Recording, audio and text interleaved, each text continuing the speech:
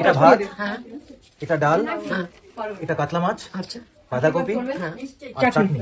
আচ্ছা ভালো করে খাবেন, ভালো থাকবেন। এই বয়স্ক মহিলা চোখের দৃষ্টি সম্পূর্ণ হারিয়ে ফেলেছেন, তাই আমি ওনাকে প্রত্যেকটা আইটেম আলাদা আলাদা করে বুঝিয়ে দিচ্ছিলাম যাতে ওনার খেতে সুবিধা হয়। ভাবতে পারেন, আদর যত্ন দিয়ে ছেলেকে ছোটবেলা থেকে তিল তিল করে মানুষ করেছেন। ছেলে ছিলেন মা অন্তপ্রাণ, আর সেই ছেলেই লাস্ট 20 বছর ধরে মায়ের কোনো খোঁজ রাখে না। ইনি এত সুন্দর, ইনি আমার সাথে গল্প জুড়ে দিলেন।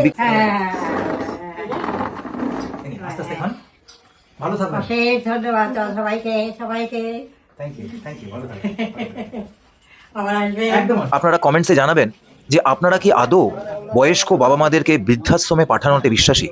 কোনো কোনো জায়গায় এমন আছে যে তারা মনে করেন যে যখন ছেলেমেয়েরা বাইরে বিদেশে দেশে কাজ করছে, বাড়িতে বাবা মারা একা থাকলে তাদের পক্ষে অনেক বেশি এটা দুশ্চিন্তার ব্যাপার। বিকজ একা থাকা অবস্থায় কেউ যদি পড়ে যায়, কোনো ডাক্তার কোনো কিছুর সমস্যা হলে কে আশেপাশে দাঁড়াবে।